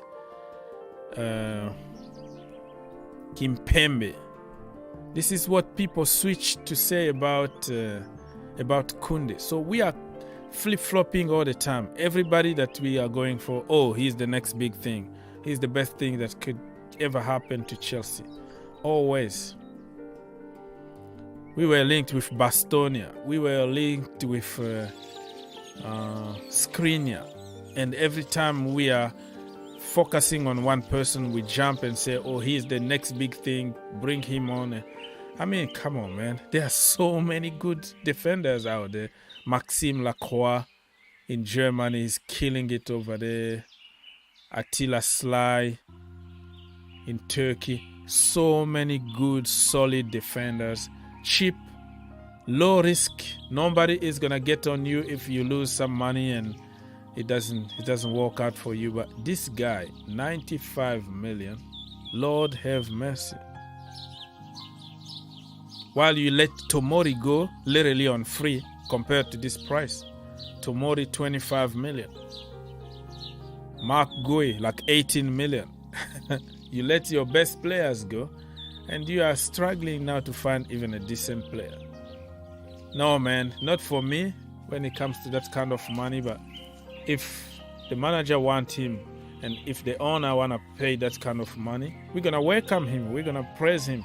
I'm going to be calling him here that he's the best in the world and all that, because you become my boy. Every time you sign for my team, even if I didn't really like you to begin with, I'm going to find positivity and I'm going to back you because you play for me. So, yeah, it's difficult. Very good player. What is that? Leroy Sané is 60 to 70 million. It's like they're not looking for players until someone bid first. So, are you telling me that we should go for Leroy Sané for that kind of price? What we need Leroy Sané for? Leroy Sané, he's a big name. He was good at Manchester City. And since he got that ACL injuries years ago, he's not the same. Just compare when he was really very strong at Manchester City and now. You will see.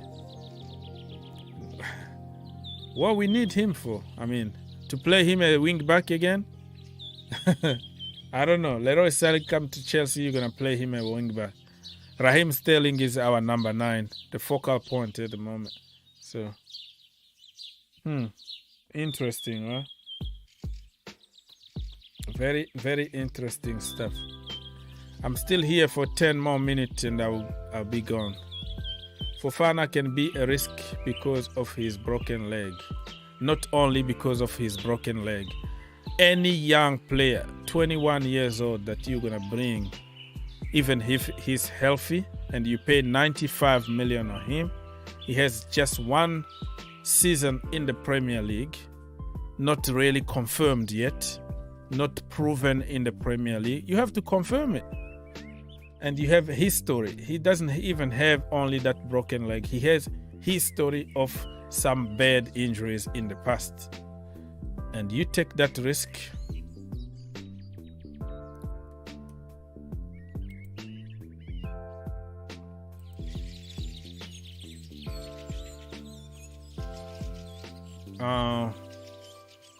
You take that kind of risk,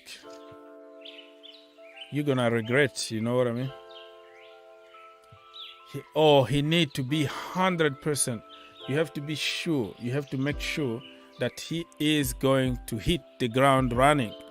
Every mistake, okay? If, let's say, Erling Haaland get the best out of him, he completely destroy him for one game. People are gonna try to kill him online, you know.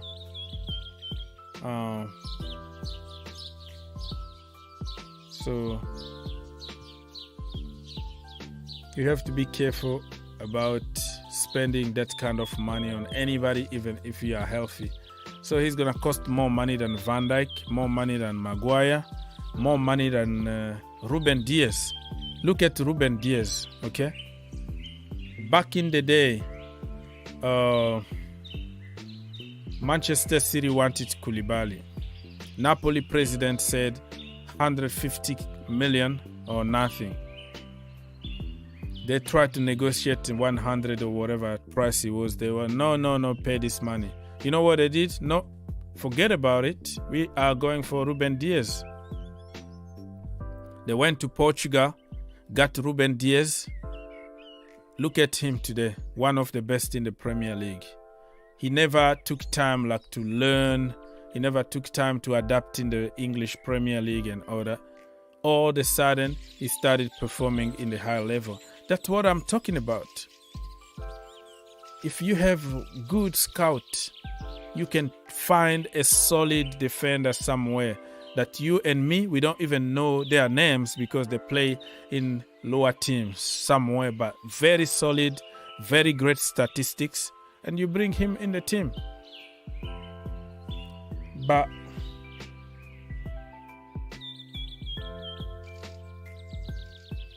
it is what it is.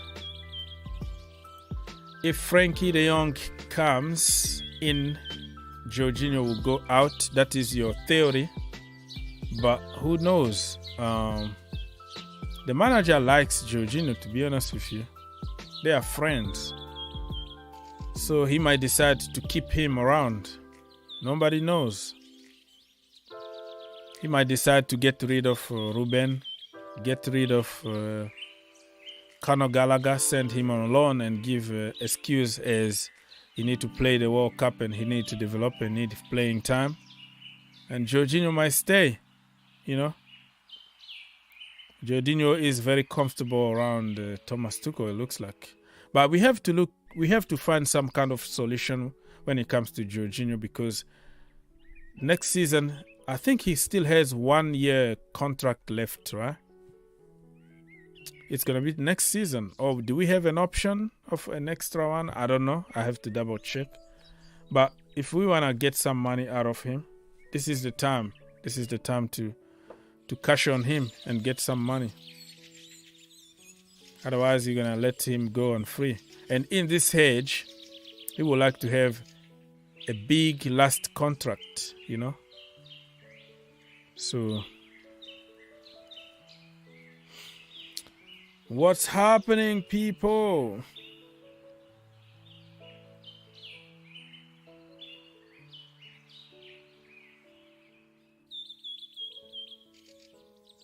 So don't forget to follow your brother here on social media, people. I'm on Twitter and Instagram, the same. Green Turf 2. You follow. And let's follow each other. No egos, no nothing. Let's grow the community. And hey, before I forgot, Timo Werner first game is going to be today. Today is Saturday. And he need to improve because he need to prove people wrong. So some of the statistics in the Premier League were really, really poor. So Timo Werner really needs to improve his game. And I wish him all the best, you know. I would like to see him succeed back home. So, Timo Werner game. If I have time, I can watch it because I want to see exactly what went wrong at Chelsea. I feel like he's going to score a lot of goals in the Bundesliga. And Chelsea took a big L, selling him for 25 million only after buying him a couple seasons ago for 56 million. Okay, I'm reading some comment here. Maybe Boehly want to give City some money because they need it. What do you mean? Boehly wanna give City? Is there was a topic that we were talking about? I don't know. Boehly wanna give months. Oh, City, Leicester City. So you put L and City. Just put Leicester, man. Just put a capital L or something. I thought you were talking about Manchester City, but you're talking about Leicester City or LFC. Some money because they need it. So you think a billionaire is just looking for people to hand the money? This pressure is coming from the manager, okay? This is all on the manager. I don't think a businessman like Boehly is going to accept to spend that kind of money when he knows that he can get better. But this time it looks like he just want to trust the manager, back the manager for the first window.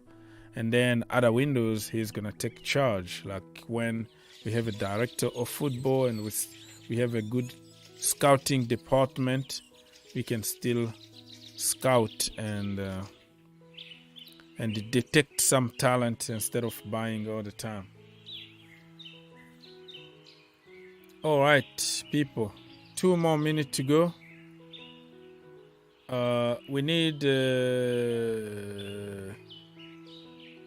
depth. That's what you mean, right? Like depth and not depth. Depth. Who knows if Frankie gonna click in the Premier League? Yeah, we need more people. If you sell people assuming that the new guy is gonna be the guy, and then you are in trouble. Imagine if last season we bought Saul Niguez and we got rid of Ruben, we got rid of Jorginho and other guys just because we have somebody. And then it turned out to be a flop. What are you going to do? So you have to be very careful and be intelligent in our dealings. All right, people. I think my time is up. I'm going to have to leave now. One more time, this is my page here on social. Green Turf, YouTube channel, Instagram, Twitter, all the same. Green Turf 2. Let's follow each other and let's grow the community. I made some more videos on the Green Turf YouTube channel and also on this channel. You're going to find a lot of content. Tomorrow or today in your country, Saturday, we have some games. I'm not sure if I'm going to do watch-alongs or whatever because I have many people in the house that I don't want to get them involved on this thing. So depending on the movement at home, I might do I might do a live stream or a watch-along. Something will happen tomorrow, but I don't know when and I don't know how. So stay tuned. Just put your notification on and you'll be the first to know every time that I am live. All right, so Timo Werner. So back at the bridge on Sunday. Back again at the bridge, people. Mason Mount. Will he score? So I made some videos about Adama Traore. Chelsea being linked with Adama Traore. Made a few videos over there, to be honest with you. So just go there and double check. Younes also, I made another video because he might be moving to West Ham instead of Chelsea. And Chelsea fans been complaining about us not going for Matheus Nunes. So yeah. There are some videos that I made early on to save you time and save us time here. Huh? Let me see if there is anything in the Chelsea community here. Yeah, the Ballon d'Or nominees are out, but I think I'm going to make a special show about it. I don't think any Chelsea any Chelsea player out there. In the women division, we have some Kerr and Bright and some other girls, but for the men team, I think mainly for the Ashin Trophy, not really the Ballon d'Or, but Ashin, or I don't know, Ashin Trophy and stuff. But yeah, we're gonna have time to discuss about the Ballon d'Or and why Chelsea players are not there and all the good stuff.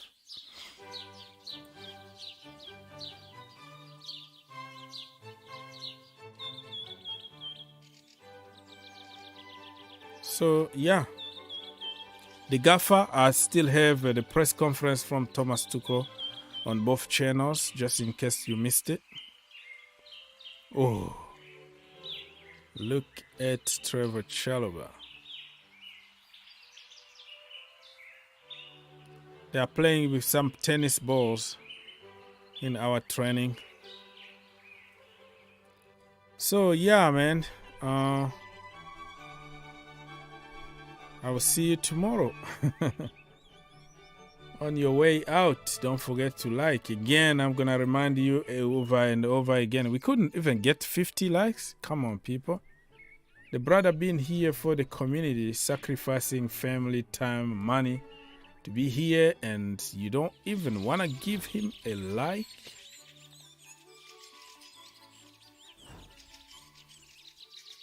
This is strange. But hey, it is what it is. Some people are just stingy naturally. They think if they give you a like, they're gonna make you rich. So it is what it is. That's part of life. Anyways,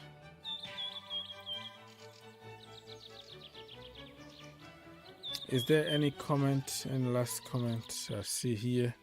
Mr. Oni say hello. Mr. Samuel say, we all know Chelsea Football Club doesn't create much chances.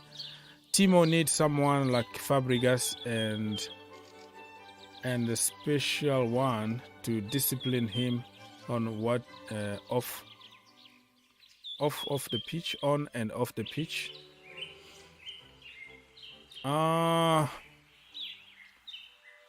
This is a strange one. Yeah, we need to create more for Timo, but also he need to take some responsibilities because he got a lot of chances, you know.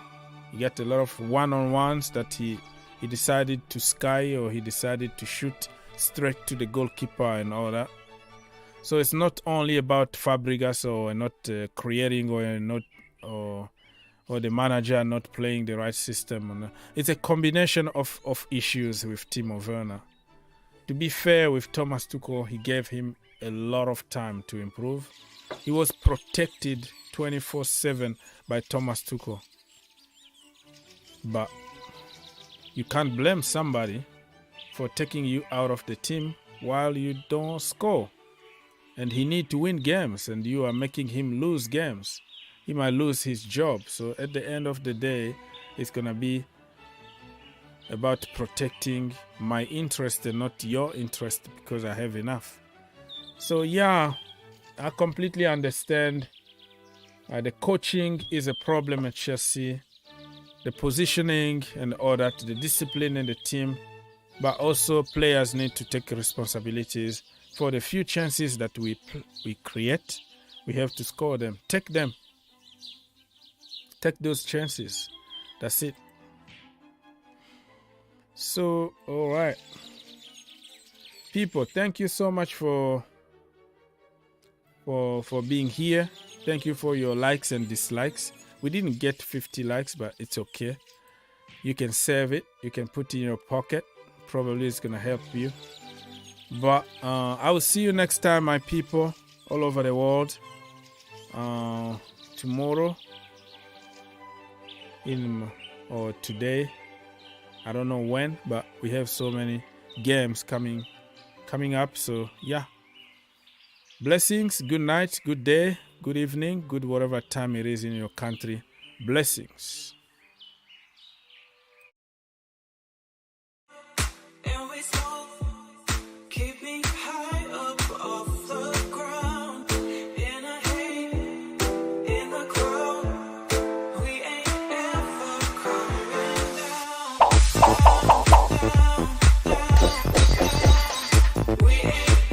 Football.